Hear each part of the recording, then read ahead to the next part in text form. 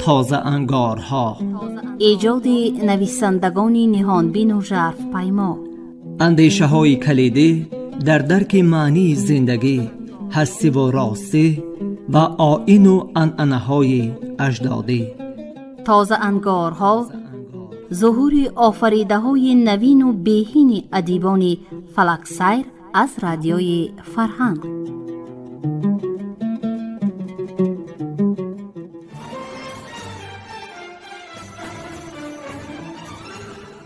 سلام شنوندگان گرامی.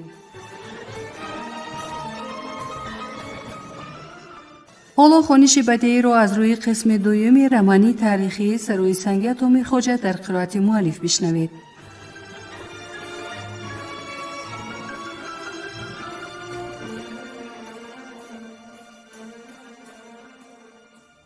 آغاز گفتار 24.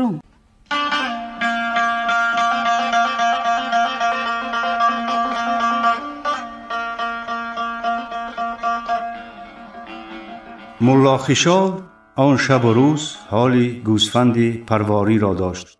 در خانه زن مهربان و غمخوار نمی گذاشت که شوهرش لااقل پیاله چایش را آبگردان کند.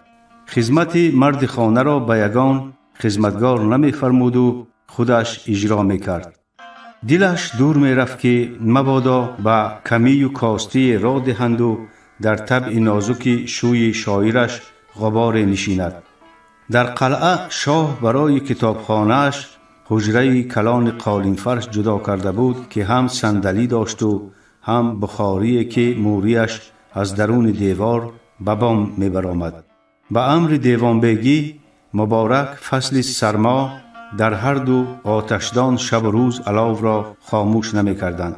کتاب‌ها در داخل صندوق‌های کلان که بیشتر از نیم خانه را اشغال می کردند نگاه داشته می شدند. مبارک به علم و ادب دلبستگی تمام داشت. برای همین هر روز 2-3 مرتبه به کتابخانه در آمده به ملا خشال یگان شعر یا حکایت از بر می خواند. از وی نیز سخن بدیع می شنید و باز از پی کارش می شد. کتابخان هم بود. ماه 1-2 کتاب می خواند و تأثرات از آنان برداشته اش را به ملا خشال نقل می کرد. آنقدر به کتابخانه محبت داشت که رسیدگی به کار آن را در قطار مسئله های مهم دولتی گذاشته بود. برای خریدن کتاب پول کلان می پرداخت. به این سبب تاجران به هر کشوری که می رفتند کتاب خریده در بحرپنجه به دیوان بیگی می فروختند و فایده خوب به دست می آوردند. این نوع معامله را شنیده از قشلاق‌های دور و نزدیک آدمان زیاد برای فروختن کتاب‌های گوناگون به قلعه رو آوردند. در اندک مدت شمار کتب به قول ملا خشال گنجور ادب شغنان زمین از 2000 گذشت. از فراوانی کتاب و پیدا کردن شنونده بسیار آخوان به خود می بالید.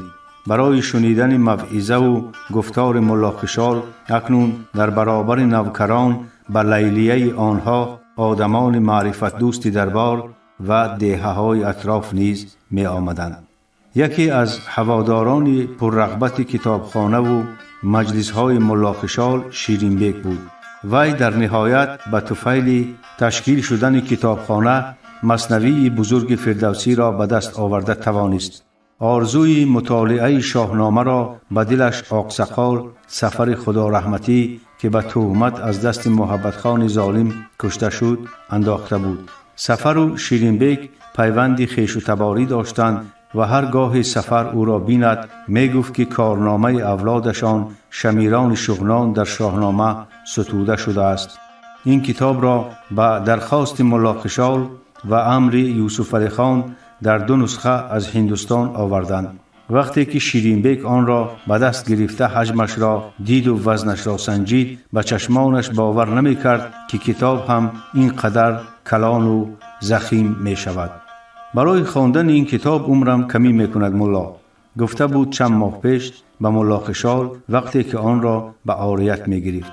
این داستان را اگر به دست گرفتی تا به آخر نرسانی دلت قرار نمی گیرد. پاسخ داده بود آخان و حزم کرد که حضرت فردوسی و مثل خودش عمرت را خیلی دراز می کند. گپ آخان راست برآمد. اینک شیرین بیگ شاهنامه را پس از مطالعه و ملا خشال می سپارد و از روز گرفتنش اندکی بیشتر از 3 ماه گذشته و خلاص. ملا خشال کتاب را به دقت از نظر گذرانده گفت: حلالت باد برادر، یگان نقص و خراش ندارد، حتی جلدش را نو کرده ای، هزاران تشکر. پروین بخملی کتاب را سیله کنان اظهار منتداری کرد. او این 3 ماه تمام دیمرغان هر روز خدا و شب شنوی داشت. بعد نماز شام در خانه جمع آمده بعضن تا روز این کتاب بزرگ را می خواندیم. در حقیقت گپی کلان سالان راست بوده است. از اجدادم شمیران شغنی در چند جایش یاد شده است. چی مردمی مغرور و سربلند و جنگاوران دلاور بودند آنها. لیکن از یک چیز در دلم شبهه افتاد. از چی؟ فردوسی روی راست شغنان و شغنی نگفته است. همه جا یا شنگان است یا شکنان یا شکنی. چرا این طور؟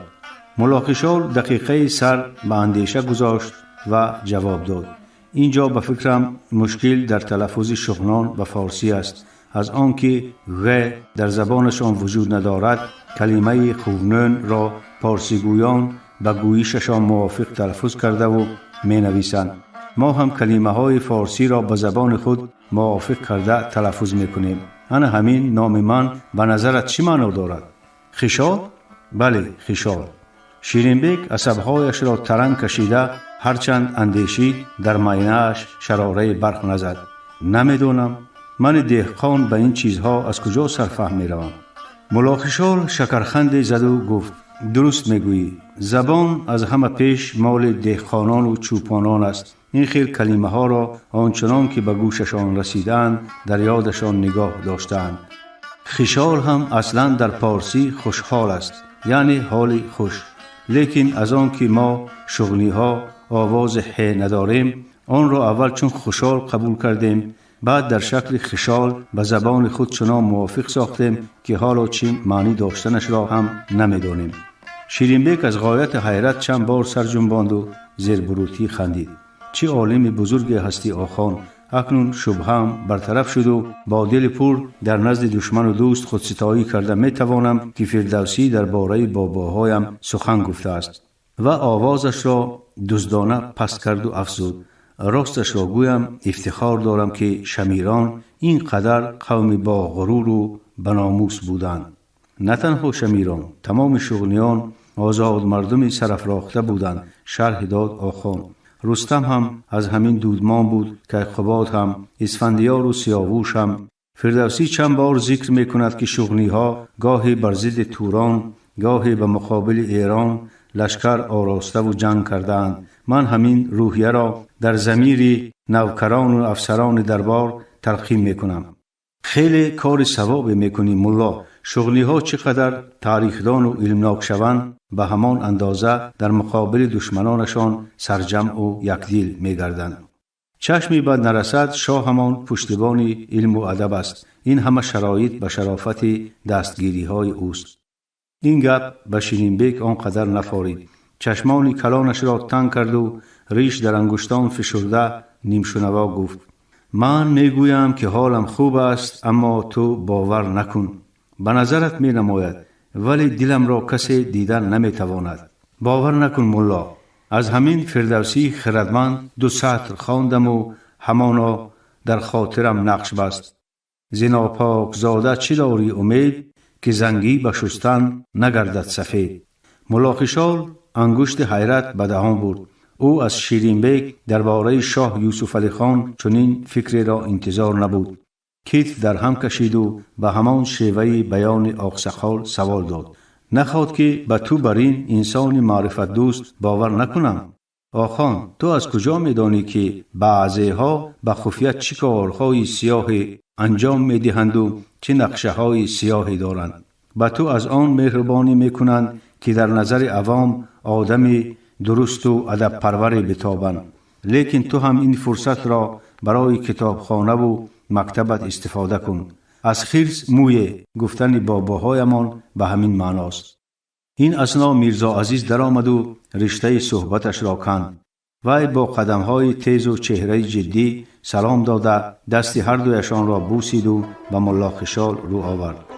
آخان، آمدم عرض کنم که دختر اسحاق را برایم خواستگاری کنید. آخان کتاب را با احتیاط روی بالشت گذاشت و از غایت هیجان رخساره‌هایش پیر پریدند. دختر اسحاق رحمتی را پرسید ناباورانه آخان. بله. شیرین بیگ به مقصد ترک کردن حجره برخاست و دست به کتف جوان گذاشت. ثوابترین کار عالم را میکنی بچم. عمری که داری روحی آن مرد غریبگور مددگارت می شود. آخان میرزا عزیز را از نیتش نگرداند. آقسخال به علامت پناه به خدا دست بر او کشید و به در رفت. میرزا عزیزی از گپش روح گرفته عرضش را ادامه داد.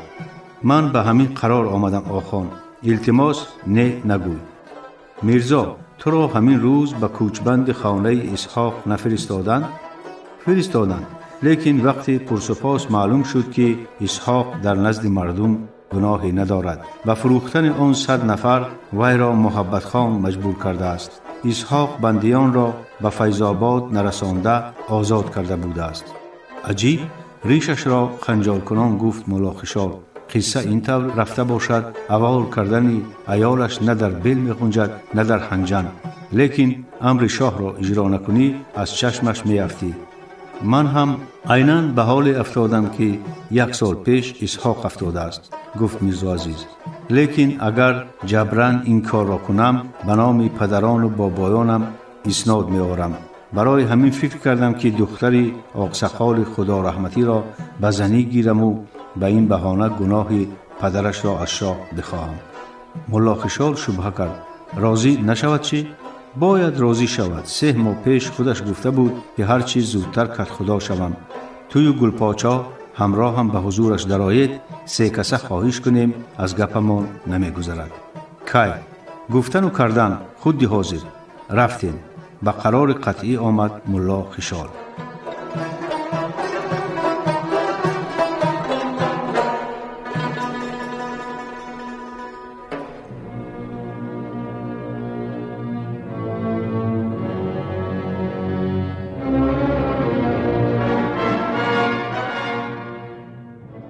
گلپاچا این ساعت همراه دیوانبگی مبارک، یسوالباشی مرصع، شاهزاده اسلم خان ناظر ملک شاه دره، میرزا سرخلی شاه پیدرودی، منظرشاه نایب حاکم روشان و برتن، شیرین بیگ دیمرغانی، شادمان شدوودی، داد خدای سوچانی، شاه سبایی غندی و چند منصبدار دیگر از درمارخت و پارشنیف در بارگاه یوسف علی خان به مشورت نشسته بودند.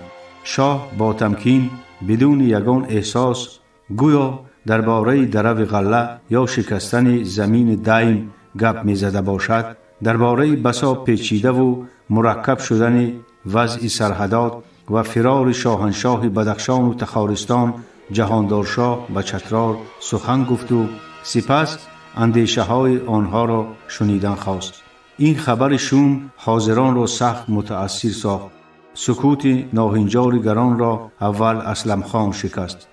اگر این خبر راست باشد باید به یاری شاهنشاه برسیم و به فیض آباد لشکر بکشیم. اگر چنین نکنیم به سر خودمان سپاه میکشند. یوسف علی خان سر جنباند و چیزی نگفت. میدانست که این گپ را نیاز بیگم مادر اسلم خان در دهانش گذاشته است. شکرانه خدا که از برکت شاه همان لشکر داریم. پنجه بر غلاف خنجرش گذاشت شادمان بیگ. شاهزاده راست میگوید. برف آنقدر کلان نیست در 2 روز به فیض آباد رسیدن ممکن. کاری کنیم که جنگ به شغنان نآید. باز خاموشی حکم فرما گشت. یسوالباشی چی فکر دارد؟ رو به مرصع آورد. شاه تو در تخار افسری کرده ای، شاید راهی بهتری نشان دهی. مرصع طبق عادتی که داشت وزن هیکل بزرگ و قویش را به پای چپ پرتافته گردنش را هم به همان طرف کج کرد و پاسخ داد.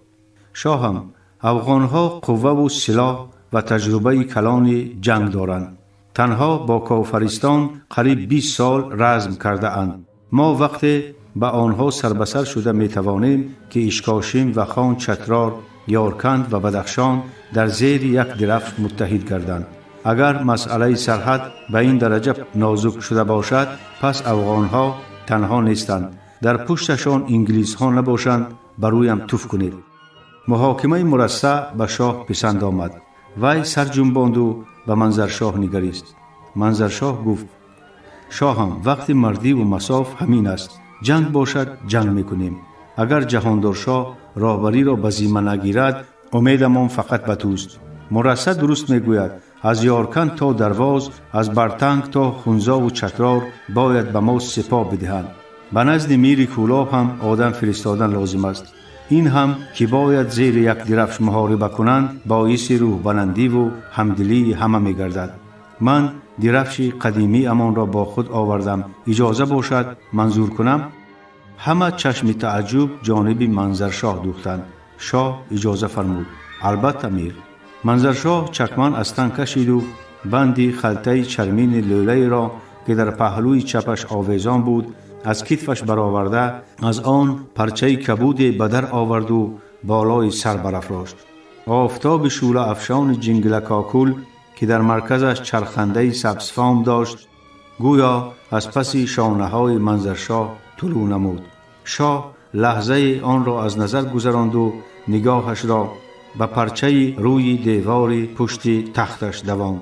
حاضران هم یک باره به همان طرف نگریستند. متاع دست منظرشاه و متاع بالای تخت چون سیب دو کفان مانند بودند. این را از کجا یافتی؟ حیرتش را پنهان داشته نتوانسته پرسید یوسف علی خان. از چاسنود، از بابایم شیخ زاده در دست پیرم حاجی محمد امانت بود. چند ماه پیش به من تسلیم کرد و گفت که این پرچه متاع عادی نیست، آن طلسم بشکستی دولت ماست. برای همین گپ پیر با خود گرفتم که در نبرد با دشمن دل ما را نیرو ببخشد. یوسف علی خان سخن شیخ زاده را ملاحظه نمود و گفت: آیا به اسم حاجی محمد هم پیر وجود دارد؟ راستی نشنیدم. وی پیر حجتی نیست شاهم، پیر خودم، انسانی که به فراست و خردش ایمان کامل دارم. مرصع گپ منظرشاه را تصدیق نمود. شاهم، من حاجی را خیلی خوب میشناسم. خالق همین شیرینبیک خودمان است. انسان صاحب معرفت و سخاوت پیشه است. سالی که تو و امیربیک در پاچور مذاکرات داشتید، وی هم با امیربیک به آنجا آمده بود. همانی که امیربیک بی‌ترمالی در خانهش زندگی میکرد. از آنکه مرصع لحظه ناگوار زندگیش را به خاطر آورد، جانب شیرینبیک روی ترش کرد شاه. ولی اگر این درفش برای بسیج خلق ذره کار دهد، جای ناز و حذر نیست. مور و مدد گفتند. سید فرخشاه هم درباره درفش اندیشه داشت. فکرش را که فهمیدیم به خلاصه می آییم. شاه هم در هر صورت فوج روشان با همین درفش به میدان حرب می آید، گفت منظرشاه. درفش را از نو لوله کرده و به غلافش گذاشته. بر سر تخت تو نیز همین درفش است. یوسف علی خان با نیم تبسم سر جنباند و مسئله دیگر را به میان گذاشت. کدام ملک چقدر سپاهی داده می تواند؟ منصبداران می گفتند و سرخ علی شاه در کاغذ می نوشت. خلاصه برای حمایه شغنان دست کم 5000، برای هجوم به فیض‌آباد و آزاد نمودن بدخشان و تخارستان بیش از 20000 سپاهی لازم دانسته شد. شاه امر داد که حاکمان ناحیه‌های شغنان برای تقویت لشکر که از 2000 سپاهی بیش نبود تا عید نوروز باز 3000 مرد جنگی آماده نمایند و تأکید نمود اعلان دارند که به جنگاوران مزد خوب و امتیاز دائمی در سپردن مالیات داده می شود. وقتی مشورت به آخر رسید و بارگاه از اعیان و اشراف خالی گشت، سرخ علی شاه خبر داد که ملا خشال و میرزا عزیز گپی ضروری دارند. یوسف علی خان خود مراق ظاهر کرد. خودم دعوت کردم میخواستم درآیند. نامبردگان همراه سپهسالار گلپاچا وارد شدند و سلام دادند. شاه به پیشوازشان چند قدم گذاشت و هر سه را گرم استقبال نمود. کجای میرزا عزیز پیدا شود حادثه بنا شود. از گپ شیرمانند بنا خواست به زبان آمده اش خرسند ندا در داد شاه. سپهسالار را هم از راهش گرداندید. مهم کار برآمد شاه هم عرض کرد خشال. گلپاچا را شافه گرفتیم. میرزا عزیز باز گریبان کسی را کند چه؟ جدی شوخی سوال داد شاه. این بار گریبان نه، دامن دختری را گرفت شاهم. یوسف علی خان با یک قدم فراخ خود را به پهلوی میرزا عزیز گرفت و گفت کو قدک بکنیم؟ تو در آزیامان و دست بر سر میرزا عزیز گذاشت و خندید. یک وجب دیگر یازی دریابم میکنی اندوار. دامن دختر را قبیده باشی تبریک، یعنی عقلت در آمده است. میرزا عزیز از شرم سرخ شد و سر پایین انداخت. شاهم این خانزادت را خدا میداند عقلش در آمده است یا زایل شده است. برای همین دستور تو را میخواهیم. به گپ همراه شد گلپاچا. قصه کن. حیران شد شاه. گلپاچا به چشم جانب ملا خشال اشاره کرد. آخان لب به عرض گشاد. خیلی خرسند شدیم که آخرالامر میرزا عزیز ما مردک زنگیر شد، اما چنان که خود در حقش فرمودی این کارش هم به حادثه نیست شاهم. زنگیری خودش حادثه است آخان. شکرریزی کرد شاه تا ملا خشال دلیرتر شود. بله، اما این حادثه چگیلتر است. گپ در سر آن که میرزا عزیز به دختر رحمتی اسحاق آقسخال دل بسته و در پاشنه ما درفش خلانده که وی را برایش خواستگاری کنیم. قیافه شاه یک باره جدی شد.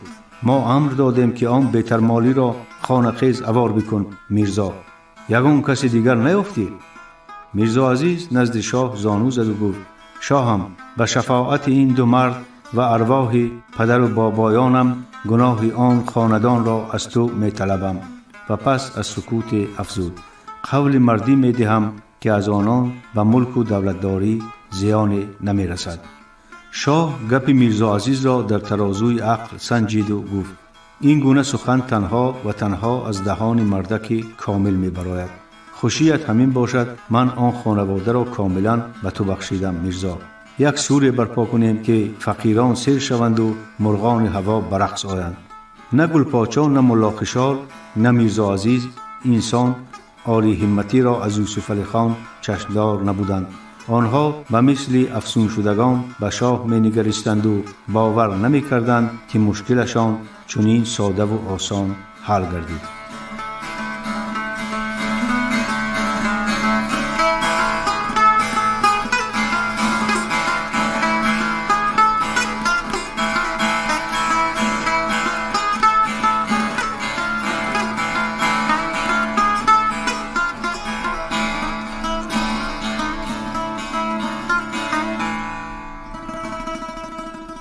چو فرهاد این زمان از کوهکنانم.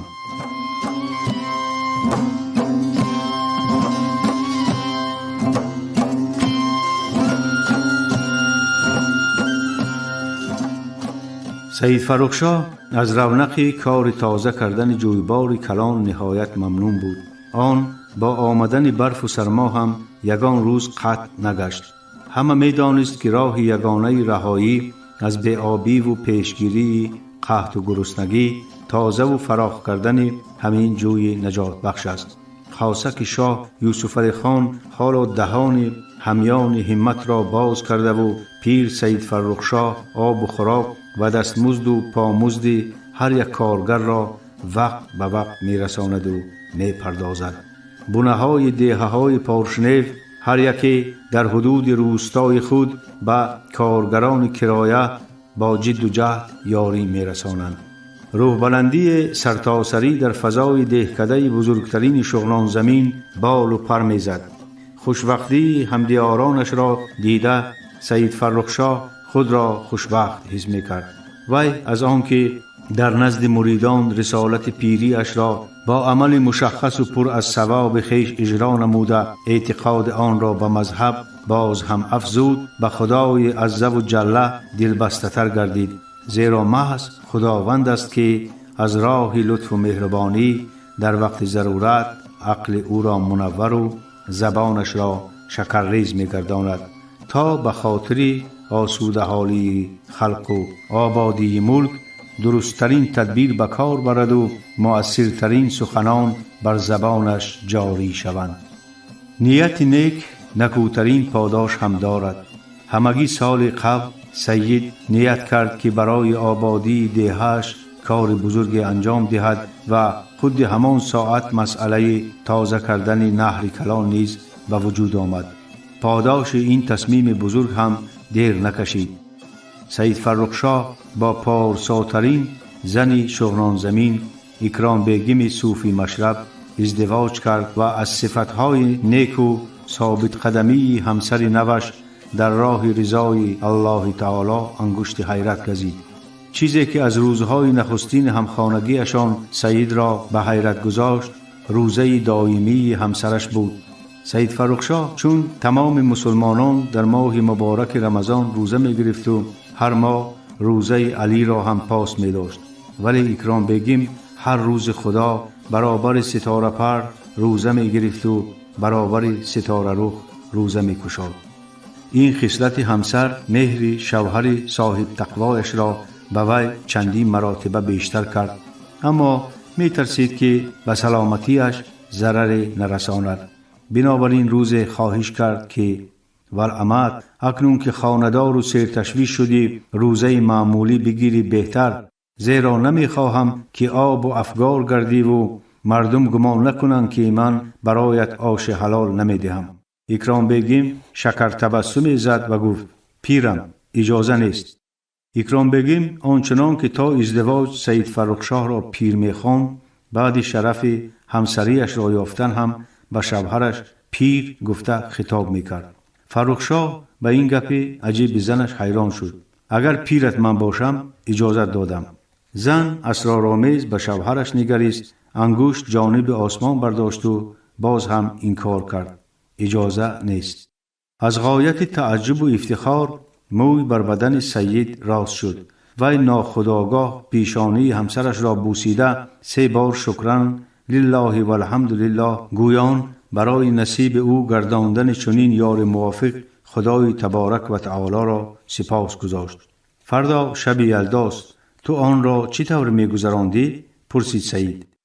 با ذکر و نماز خفیه جواب داد زن. چون شب لیلة القدر، لیکن راستش را گویم نمیدانم که یلدا از لیلة القدر چی فرق دارد. سید شرح داد. یلدا درازترین شب سال است که در آن آفتاب از نو تولد می شود. ما که فرزندان خورشید عالم آرایم به خاطر تجلی تازه این پرتو جمال خداوند ذوالجلال شب زنده‌داری می کنیم تا به عجز خود اقرار نماییم و قدرت پروردگار را گردن بنهیم. بعد که به مرد در آمد و قوت گرفت، آن روز را خیرپیشار یا صده گفته عید می کنند. 18 روز که از این گذشت حساب به زانوی مرد می رسد و این روز را خیرچزان می نامند. در این روز بط می پزند و خرسندی برپا می کنند و این عید را بط ایام هم گویند، یعنی آفتاب از آوانی به شکم خزیدن گذشته به 4 چنگال گشتن می رسد. وقتی که بعد 30 روز حساب به دل رسید، آفتاب قامت راست می کند و این روز را خیر ایام، عید بزرگ یا به پارسی نوروز می نامند. شوهر سخنش را به آخر رساند. زن چون شاگرد مؤدب بعد سکوت وی دقیقه باز صبر کرد و سپس به نرمی ابریشمی نجوا زد. رحمت خدا نثارت باد پیرم، وابسته به گفته هایت به سرم فکر آمد. عرض کنم؟ البته بگو. اگر مقابل نباشی شب یلدا را به کارگران نهر ببخشیم. تو گفتنی که به آنها خدایی دهیم و تا سحر در خدمتشان باشیم. آره پیرم. سید فرخ شاه پیشنهاد زنش را ملاحظه نمود و گفت من خواستم که شاعران و عالمان معروفمان را دعوت کنم، اما تکلیف تو نهایت بجاست. چنین میکنیم. اهل دانش را شب دوم دعوت کنیم چی؟ خلق عادی از صحبت پیر ملک بهره برد، دلشان به حیات گرمتر میگردد. سید فرخ شاه به عقل و فراست زن دانا و پارسایش آفرین خواند و امر داد که فردا به کارگران تعطیل اعلام کنند و نماز شام همه را به شب نشینی دعوت نمایند.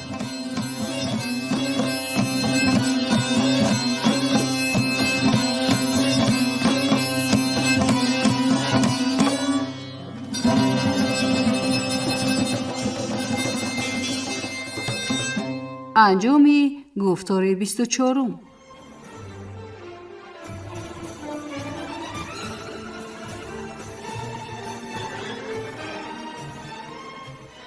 شنونده های گرامی، شما خوانش بدیعی رو از روی قسم دوم رمانی تاریخی سروی سنگ اتامیر خوجه در قرائت مؤلف شنیدید.